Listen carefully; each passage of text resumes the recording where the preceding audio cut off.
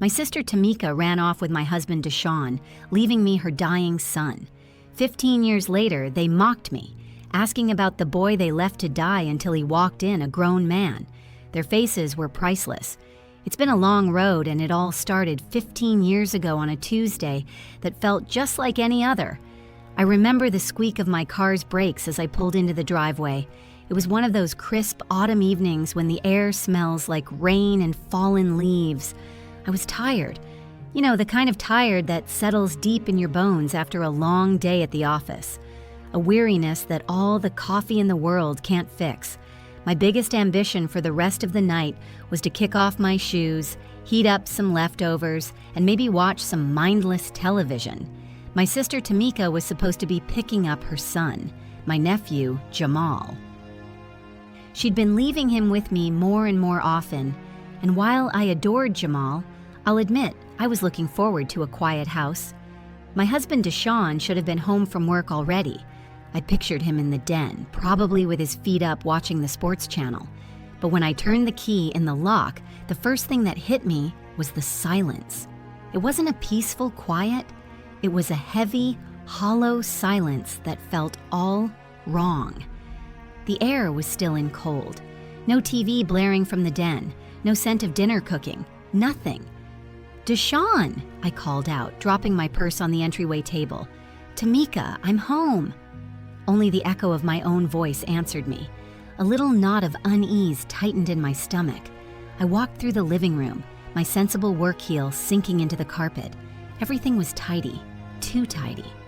A magazine on the coffee table was perfectly squared, the remote controls lined up in a neat little row.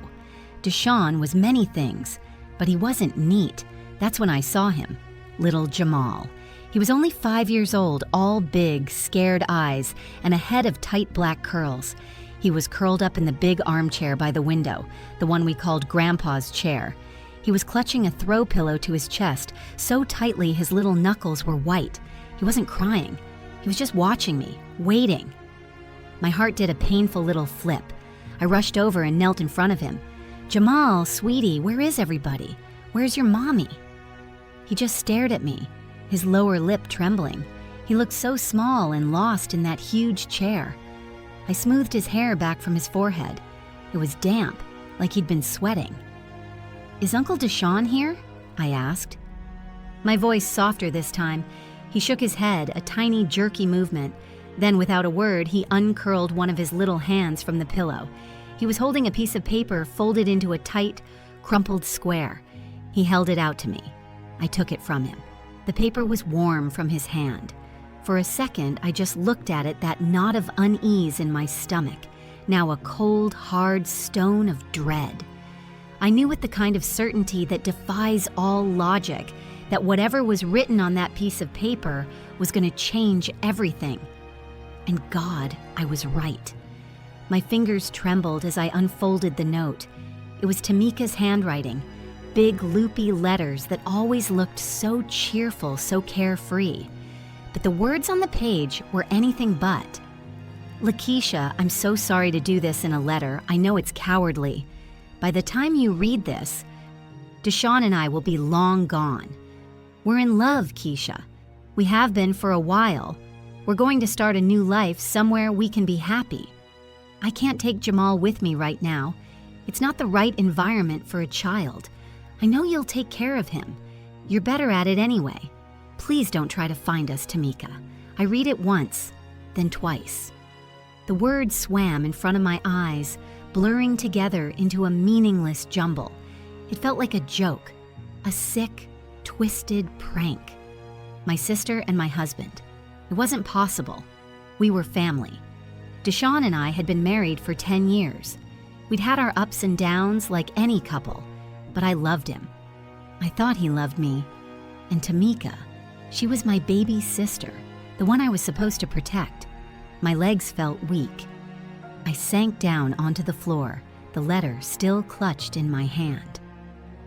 A buzzing sound started in my ears. I looked over at Jamal, who was still watching me with those huge, solemn eyes. He didn't understand the words, but he understood the feeling in the room. He understood disaster. My mind raced, trying to find an explanation, any explanation other than the one staring me in the face. Maybe someone forced them. Maybe it was a misunderstanding. I stumbled into the kitchen, my hand shaking so hard I could barely hold my phone. I dialed Deshawn's number, straight to voicemail. The cheery professional greeting he'd recorded for work felt like a slap in the face. I dialed Tamika's number straight to voicemail. Her giggly sing-song message played. "Hey, you've reached Tamika, leave a message." They were gone together. That's when I saw it. On the gleaming granite countertop next to the fruit bowl was a sheath of papers. I picked them up. The top page was a legal document, a petition for dissolution of marriage, a divorce, and there at the bottom of the last page was his signature. Deshawn's familiar, confident scroll. He'd signed it. He had planned this. The cold stone of dread in my stomach shattered, and a hot, searing rage took its place. They hadn't just left. They had plotted. They had lied to my face day after day while they planned their great escape. I thought about the last few weeks. Deshawn being distant, working late. Tamika, always so full of drama, suddenly serene and calm. It all clicked into place. Each memory a new twist of the knife. Little Jamal padded into the kitchen behind me. He tugged on my sleeve. "Aunt Lakeisha," he whispered. "Mommy and Uncle Deshawn went on a trip." I looked down at his innocent face, and the rage inside me dissolved into a wave of pure, gut-wrenching sorrow. How could they do this to him? How could a mother just leave her child behind like a piece of forgotten luggage? I scooped him up into my arms and held him tight, burying my face in his soft hair. He was all I had left of my family, and I was all he had. To understand the true cruelty of what Tamika did, you have to understand the lie she told me months before she disappeared. It was the foundation for her entire escape plan, a masterpiece of manipulation built on my love for her and my nephew. I remember the day so clearly. It was a Saturday in late spring. I was in my garden trying to coax some life into my sad-looking tomato plants when Tamika's car screeched into the driveway. She practically fell out of the driver's seat, her face pale and streaked with tears. My first thought was that she'd been in an accident. "Tamika, what is it? What's wrong?" I cried, rushing over to her. She collapsed into my arms, sobbing hysterically. "It's Jamal," she choked out between gasps. "Oh God, Lakeisha, it's Jamal."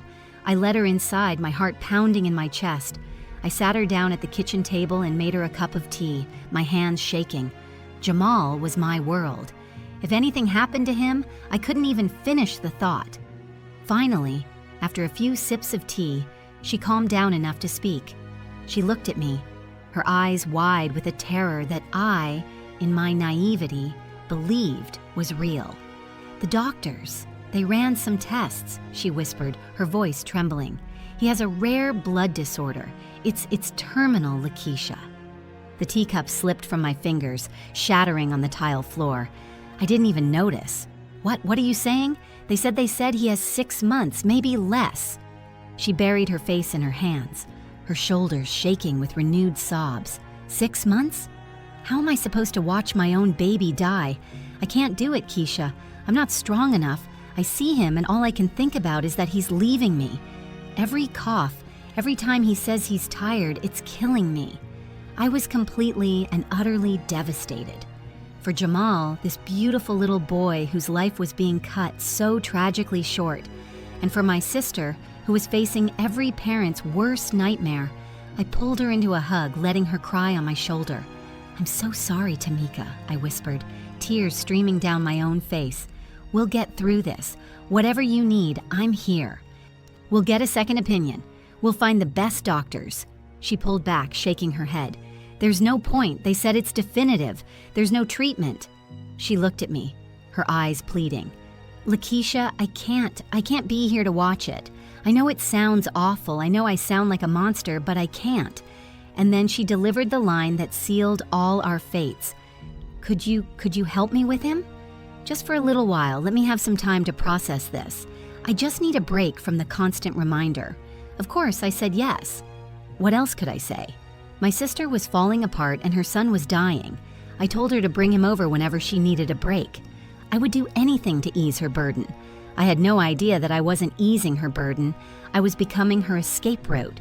She wasn't a grieving mother. She was a brilliant, cold-hearted strategist, and she had just played me perfectly.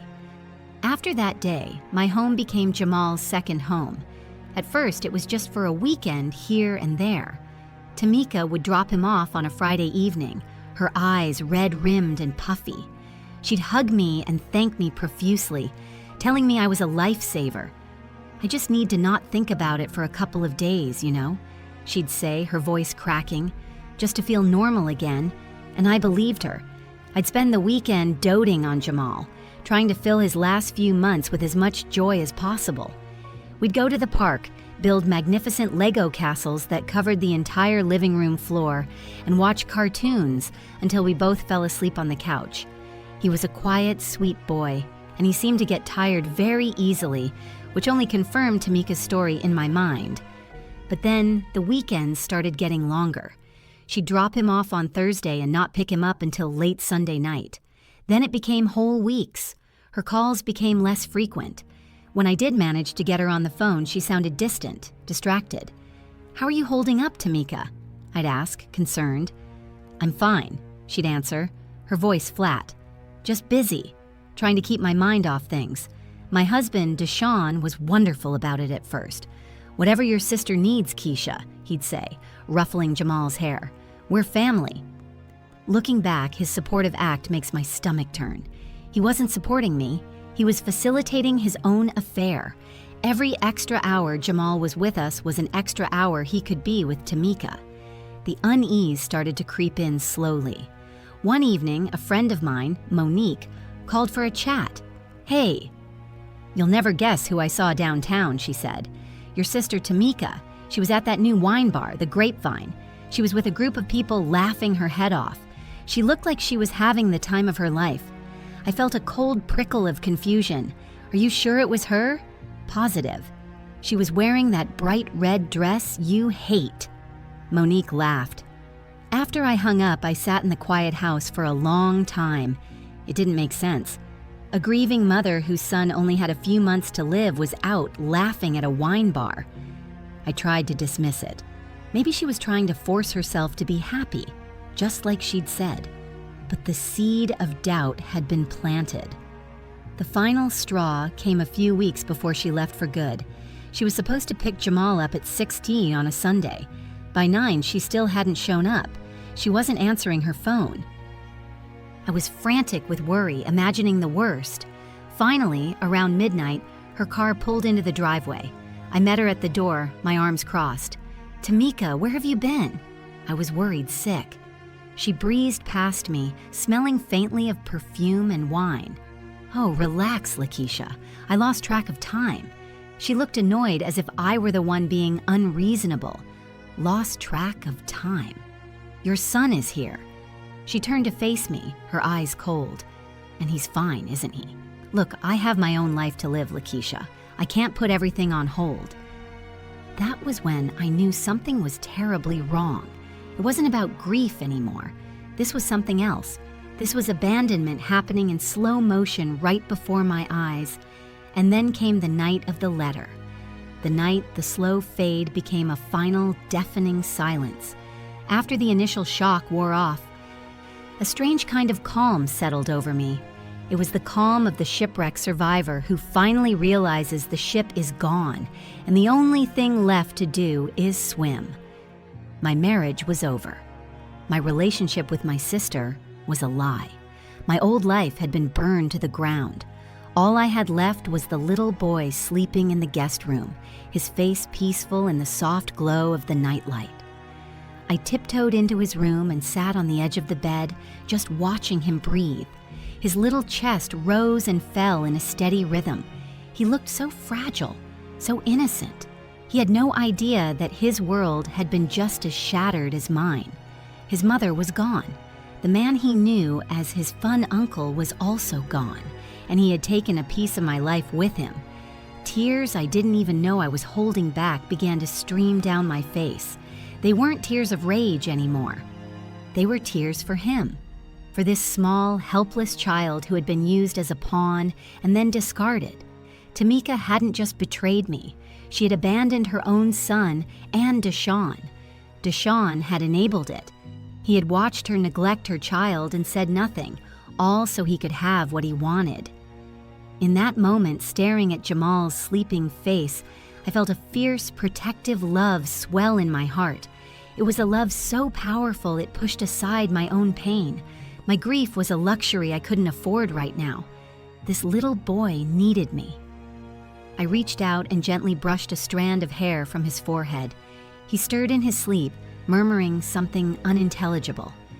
I leaned down and whispered into the quiet of the room. It was a vow, a promise to him and to myself. "It's okay, sweetie," I whispered, my voice thick with tears. "It's just you and me now. But I am never, ever going to leave you. I will always be here for you, Jamal. Always. I promise." He settled back into a deep sleep, and I stayed there for a long time, the weight of that promise settling onto my shoulders. It felt heavy, terrifying even. I was in my 40s, suddenly a single woman, and now a single mother to a child the world believed was dying. I had no idea how I was going to do it. The financial strain alone was daunting. My salary was steady, but it was meant for 2 people, not one person and a child with major medical needs. There was no discussion of child support, no talk of shared custody. There was just silence and a little boy sleeping in my guest room. But as I sat there in the dark, I knew one thing for sure: I would not fail him. I would pour every ounce of love and strength I had into giving him the best life possible for whatever time he had left. My old life was over. My new one had just begun. The first few months were a blur of learning a new routine. Our quiet, orderly house was suddenly filled with the happy chaos of a 5-year-old. There were Lego bricks underfoot, cartoon theme songs stuck in my head, and a constant low-level hum of anxiety about Jamal's health. I followed Tamika's instructions to the letter. She had left a note with a list of foods he would eat. A very short, very strange list. Things like strawberry jelly, bananas, and plain white bread with the crusts cut off. It's all he eats. She had snapped at me once, months before she left. Don't even try to give him anything else. He'll just throw it up. So I didn't. I made him little plates of bananas and jelly sandwiches. He ate them, but without any real enthusiasm, and he was always so tired. He'd have a burst of energy for 20 minutes, and then he'd just wilt, needing to lie down on the couch. His skin was pale, almost translucent, and he had dark circles under his eyes. Everything about him seemed to confirm the terrible diagnosis. But my gut told me something was wrong. It was more than just a feeling. It was a deep primal instinct, a mother's instinct, I suppose, even though I wasn't his mother by birth. I'd watch him listlessly pushing a toy car across the floor, and I'd think, this isn't right. Children, even sick children, should have more spark. I started doing my own research. I spent hours online late at night after Jamal was asleep, looking up rare blood disorders. Nothing I found matched his symptoms perfectly. There were always inconsistencies. The tipping point came one afternoon when I took him to the playground. He was so excited to go on the swings. I pushed him gently and he giggled, his little legs kicking. But after less than 5 minutes, he asked to stop. "I'm tired, Aunt Lakeisha," he said, his voice a weary little whisper. He leaned his head against my side as we sat on the park bench, and he was asleep in minutes. That was it. I couldn't just stand by and watch him fade away. Tamika had said there was no point in a second opinion, but Tamika was a liar and a coward. I didn't trust a single word she'd ever said. The next day, I made an appointment. I didn't go to our local family doctor. I wanted fresh eyes, a top specialist. I found a highly recommended pediatric hematologist, Dr. Robinson, at the city hospital. It was expensive. I had to use money I had been saving for years, money from a small inheritance my grandmother had left me. But it didn't matter. This was more important than any savings account. I bundled Jamal up and drove us downtown. I remember sitting in the waiting room, my hands clammy, my heart thudding against my ribs. Jamal was sitting on my lap, quietly looking at a picture book. I was terrified of what the doctor would say. A part of me was afraid he would confirm my worst fears, but a bigger part of me was screaming that this was the right thing to do. I had to know the truth, no matter how painful it was. Dr. Robinson was a kind-faced woman with sharp, intelligent eyes. She listened patiently as I explained the situation, stumbling over the words as I recounted the diagnosis Tamika had given me. I watched her face carefully, but it remained neutral, professional. Then she began her examination of Jamal. She was gentle and thorough, making him giggle as she checked his reflexes. She took his blood pressure, listened to his heart, and felt the glands in his neck. After she was done, she sent us down the hall for blood tests. Jamal was brave, only wincing a little when the needle went in. We waited for what felt like an eternity. Finally, a nurse called us back into Dr. Robinson's office. She had the results in her hand. My heart was in my throat. Dr. Robinson looked at me, her expression serious. "Lakeisha," she said, her voice gentle but firm. "I've reviewed Jamal's blood work. We ran a comprehensive panel." I held my breath and she took a deep breath. "I'm not sure where your sister got her information, but Jamal does not have a terminal blood disorder. He doesn't have any kind of blood disorder at all." The relief that washed over me was so intense, it almost made me faint. It was like a physical weight had been lifted from my chest. I started to cry, silent tears of joy streaming down my face. Jamal was going to live. He was going to be okay. But Dr. Robinson wasn't finished. She leaned forward, her eyes full of a mixture of sympathy and anger.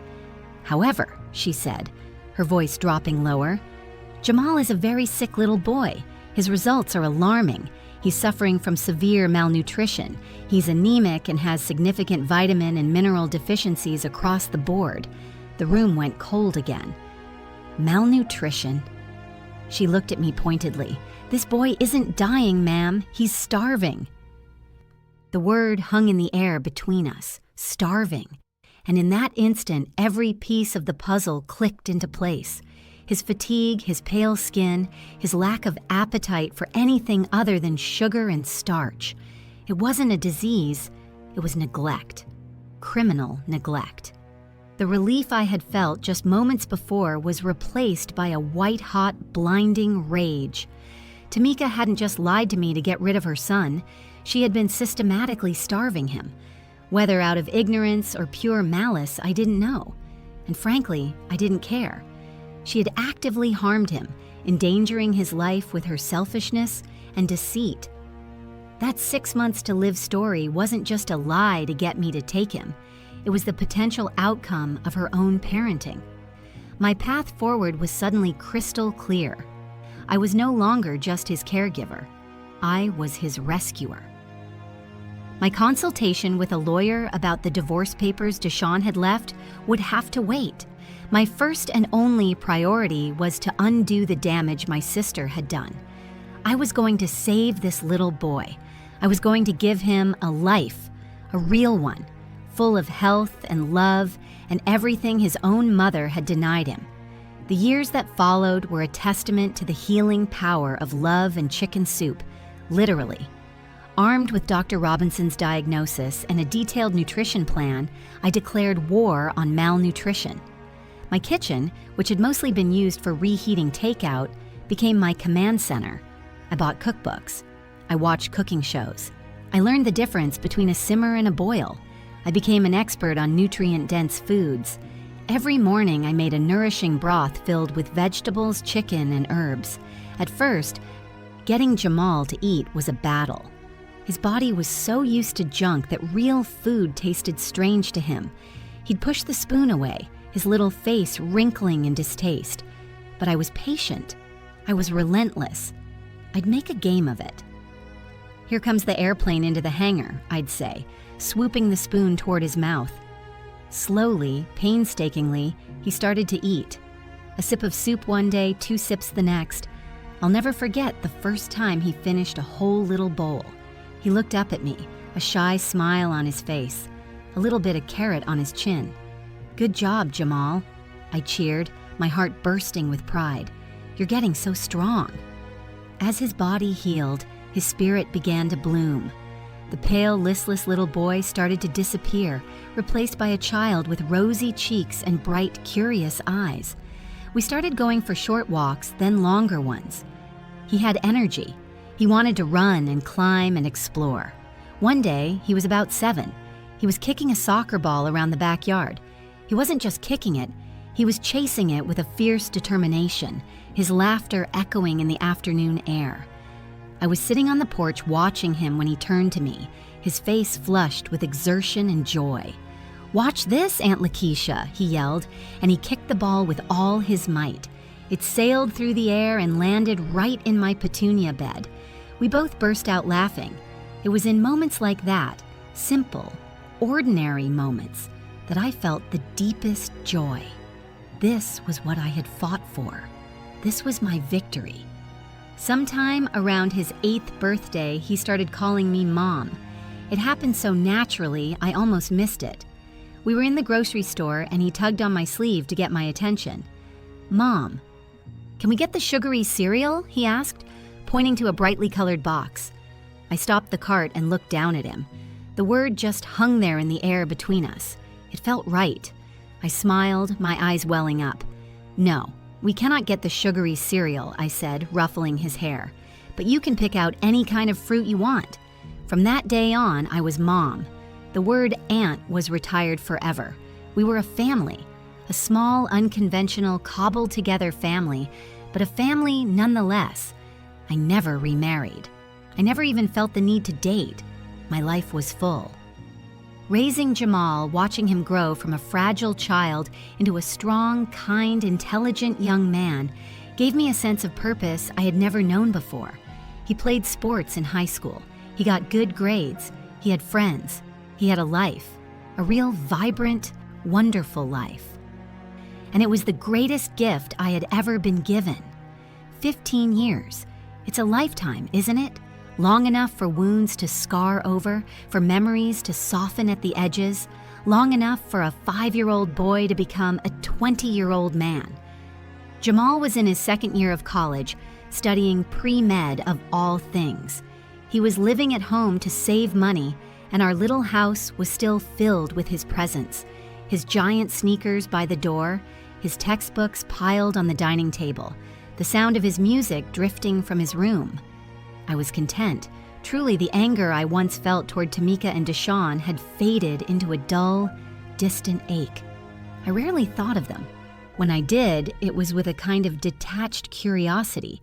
I wondered what had become of them, what their lives were like, but I never had any real desire to find out. And then one Saturday afternoon, the past came crashing into my present. I was at the supermarket in the dairy aisle trying to decide between whole milk and 2%. It was a completely ordinary moment on a completely ordinary day. "Lakeisha, is that you?" The voice was older, a little raspier, but I knew it instantly. A cold shock went through me, so intense I felt my fingers go numb. I froze, my hand hovering over the milk cartons. Slowly, I turned around. It was her, Tamika. She was heavier, with fine lines etched around her eyes and mouth. Her once bright blonde hair now a brassy, faded color, but it was unmistakably her. She was smiling, a bright, cheerful smile, as if we'd just seen each other last week at a family barbecue. "Tamika," I said. My voice was stiff, foreign in my own ears. "I knew it was you. Long time no see," she chirped, stepping closer. A cloud of cloying, sweet perfume enveloped me. My mind went blank. All the things I had imagined saying to her if I ever saw her again, the angry accusations, the tearful questions, they all vanished. I was just paralyzed. Just then, a man walked up and put his arm around her shoulders. It was Deshawn. He was paunchier now, his hair thinning on top, but he had the same smug grin I remembered all too well. "Hey, what's going on?" he said. Then his eyes landed on me. His grin widened. Wait a minute, Lakeisha. Well, I'll be damned. He looked me up and down, a flicker of something. Pity, contempt in his eyes. Well, look at you, Lakeisha. Time hasn't been too kind, has it? I clenched my teeth so hard my jaw ached. The paralysis broke, and that old familiar rage, the one that had been dormant for so long, came roaring back to life. How dare they? How dare they stand there smiling and joking after what they did? After they blew up my life and left a child for dead, they stood there acting as if nothing had happened, as if 15 years of silence and pain could be wiped away with a cheerful greeting in the dairy aisle. I found my voice. It came out low and dangerous. What do you think you're doing? Tamika actually laughed. It was a light tinkling sound that made my skin crawl. Oh, come on, Lakeisha, don't be like that. It's been 15 years. Aren't you happy to see us? Happy? I was speechless at her audacity. Seeing the look of pure disgust on my face, she just smirked. Don't be so mad, she said, waving a dismissive hand. Let bygones be bygones. Besides, she added, her eyes glinting with malice, aren't you glad you got to spend all that time with Jamal? It must have been nice for you having a kid around. Gave you something to do, right? My blood ran cold. She was trying to frame her abandonment of her own child as a favor to me. Deshawn chuckled beside her, clearly enjoying my discomfort. Yeah, Keisha. How was that little brat anyway? What was his name? Marcus. Tyrone. His name is Jamal. I snapped my voice like ice. Right, Jamal, Tamika said, rolling her eyes. That little failed experiment, is he, still around? She said it casually, as if asking about an old car that was probably in a junkyard by now. They thought he was dead. Of course they did. They had left him to die, and they had simply assumed their plan had worked. The cruelty of it took my breath away. Still single, Lakeisha. Deshawn chimed in, his grin widening. Guess you missed your chance to find someone else. Tamika and I, though, were still madly in love. I didn't respond. I refused to give them the satisfaction of seeing me upset. I just stood there, my shopping basket clutched in my hand like a shield. My silence seemed to amuse them. Are you still bitter about being left? Tamika said smugly. It's a shame. Really? You can't even ask for alimony or child support anymore, can you? Statute of limitations and all that.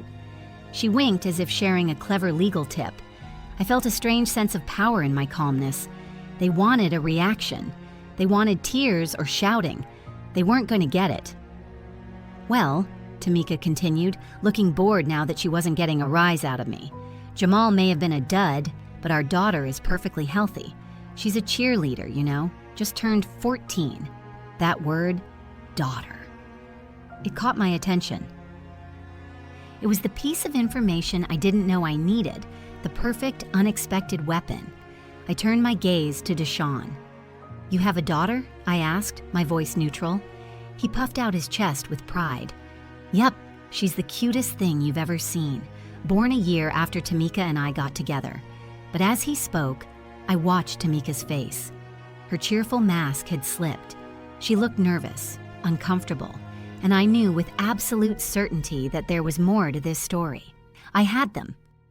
I let the silence hang in the air for a moment, watching Tamika's composure crumble. So you got pregnant right after you left, huh? I asked, my eyes locked on hers. Her expression hardened.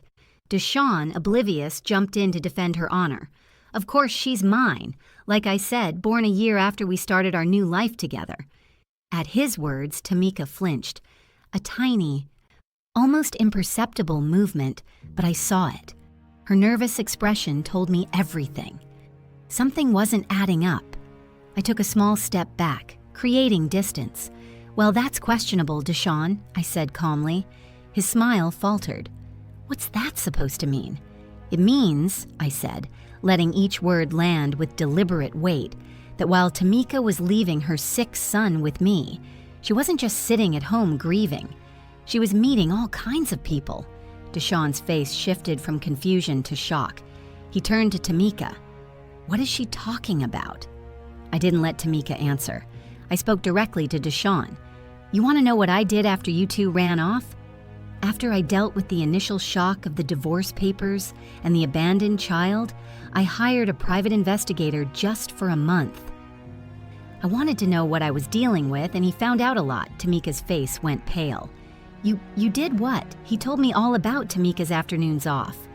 I continued, my voice steady and cold. While you were at work, Deshawn, thinking she was exhausted from her job and a grieving mother, she was out having fun, going to bars, restaurants, with other men, letting them pay for her expenses, all while pretending to be a devoted mother to me and a devoted partner to you. No way, Deshawn muttered, his face ashen. He looked at Tamika, who was staring at the floor. We spent weekends together.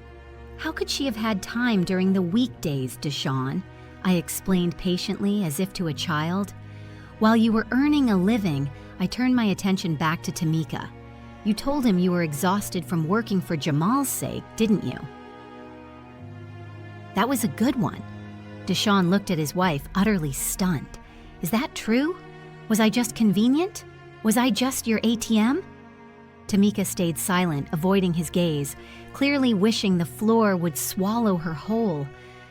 Let me guess, I added, my voice dangerously soft. Deshawn was just the most financially stable of the bunch, wasn't he? The one with the good job and the steady salary. Stop it! Tamika shouted, her eyes wide with panic. But the damage was done. Deshawn stared at her, anger and disbelief warring on his face. Tell me it's not true, Tamika. She didn't respond. I even have recordings, I said, delivering the final blow. It was a bluff, but they didn't know that. Conversations the investigator recorded with your friends where you called Deshawn your ATM machine. Tamika froze, realizing the depth of her exposure. Deshawn looked like he was going to be sick. His voice trembled with rage. So our daughter might not even be mine. That's ridiculous. Tamika grabbed Deshawn's arm, desperate. She's yours, Deshawn. Of course she's yours. But her protests were weak, her panic palpable. Deshawn didn't look convinced. I stayed calm. You can easily find out, I suggested mildly. A simple DNA test would clear it all up. Tamika's face went completely white. Her confidence had crumbled to dust. No, there's no need for that. She's his daughter, she insisted frantically, but it didn't matter anymore. Her denials were meaningless. Deshawn's trust in her was shattered, and my work here was done. I had come for milk. I was leaving with justice. Whatever you two decide to do is your business, I said firmly, my voice cutting through Tamika's frantic protests. But remember this, I raised Jamal with love and care, and that is something you can never take away. I turned to leave, feeling a sense of closure I hadn't realized I was missing, but just as I took a step, I heard a calm, familiar voice behind me. Mom, are you ready? I turned and smiled, my heart swelling with a fierce, protective pride. Oh, Jamal, I'm sorry to keep you waiting. He walked over to me, tall and confident in a well-fitting suit. He'd just come from a university function. He put a comforting hand on my shoulder. It's okay, let's go. Tamika and Deshawn stared at him, their mouths hanging open. They were struggling to reconcile the competent, healthy young man standing before them with the frail, dying child from their memories. Wait, Tamika whispered, her voice trembling as she pointed a shaky finger at him. Is that Jamal? He stood tall, his gaze steady. He looked nothing like the child she had abandoned. Yes, I said, my voice ringing with pride. This is Jamal. He's 20 now and he's thriving. Jamal's calm, clear voice followed mine. It held no anger, only a chilling certainty. I remember everything he said, his eyes fixed on the two people who had created him and then thrown him away, even though I was young. I know who you two are, my biological mother and her lover. Deshawn recoiled as if he'd been struck. He was horrified, trying to process Jamal's composed but cutting words. But weren't you supposed to be sick? Deshawn stammered, looking from Jamal to me and back again. I thought you only had 6 months to live. No, I interjected, my voice sharp. Jamal was never sick with a terminal illness. That 6-month story was something Tamika made up. After she left, I took Jamal to a real hospital. The doctors diagnosed him with severe malnutrition, not some life-threatening disease. All he needed was proper food and care. Tamika's face turned a blotchy, bright red with shame and embarrassment. "I tried," she muttered weakly, her voice barely a whisper. He was such a picky eater. Deshawn's expression twisted with disgust. "Jamal's just fine now," I said, my eyes boring into Tamika. "He's healthy. He's strong. He played varsity soccer in high school. And I'm studying to become a doctor," Jamal added, his voice even, "so no other kids have to go through what I did because of a parent's neglect."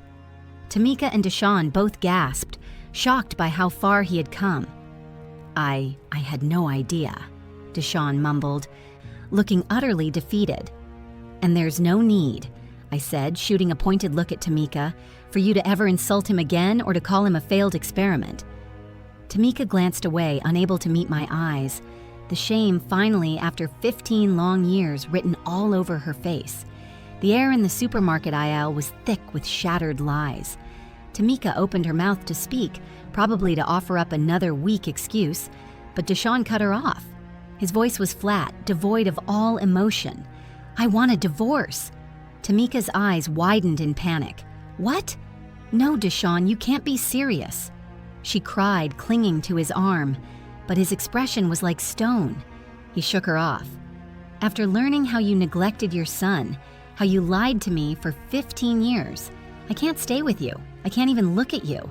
It's all a misunderstanding." She grew frantic, her voice rising to a hysterical pitch. "Lakeisha is twisting the truth." "No, she's not," Deshawn said, shaking his head slowly. "You treated me like an ATM, and now I see the truth. The whole ugly truth."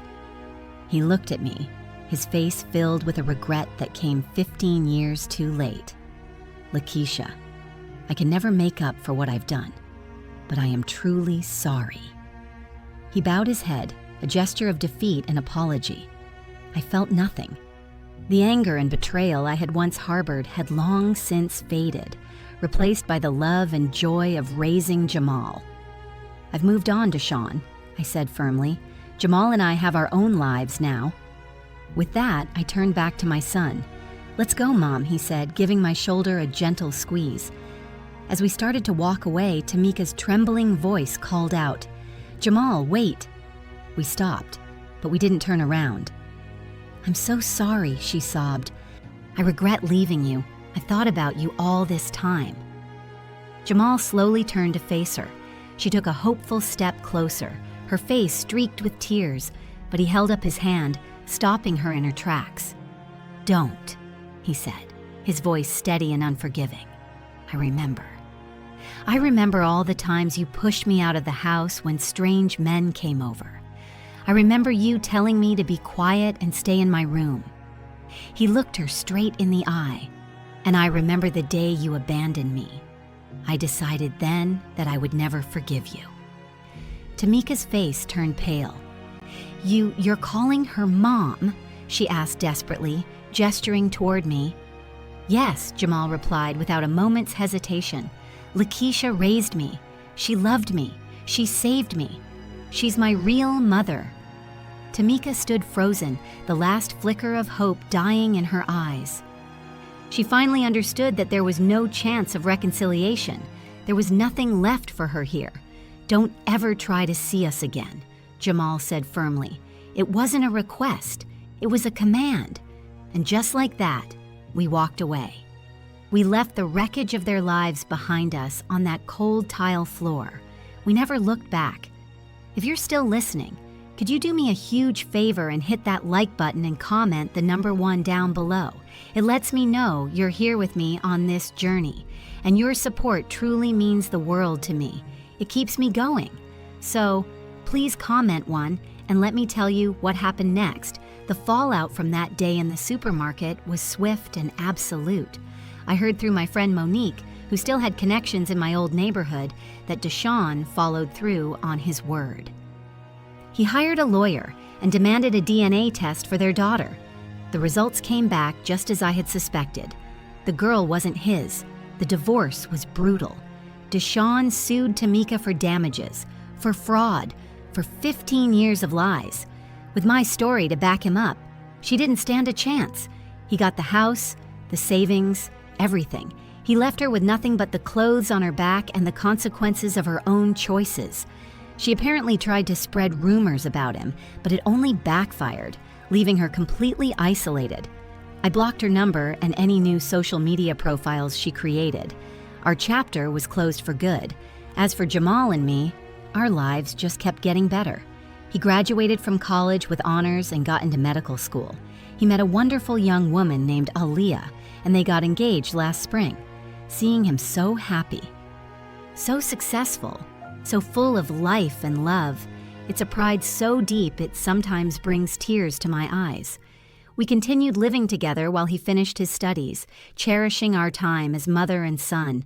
On his 25th birthday, I took him out to a fancy restaurant, the kind of place we could never have afforded in the early years.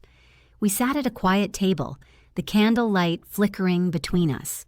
The waiter poured champagne into our glasses. I raised my glass.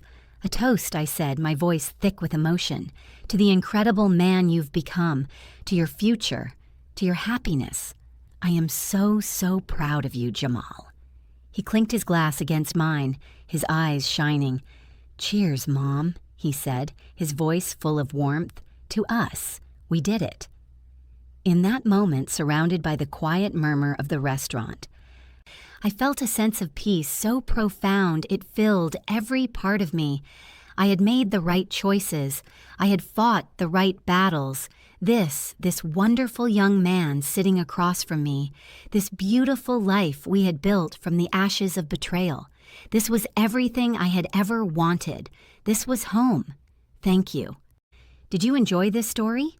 From which city are you tuning in? Share it with me in the comments. I'd love to connect with you there. If the story touched you, you can support my work with a super thanks, which helps me keep creating and sharing more stories like this. Thank you from the heart for your kindness and encouragement. On the screen, you'll find 2 more inspiring life stories I truly recommend. And remember, there's so much more waiting for you on my channel. Don't forget to subscribe, and I'll see you in the next life story.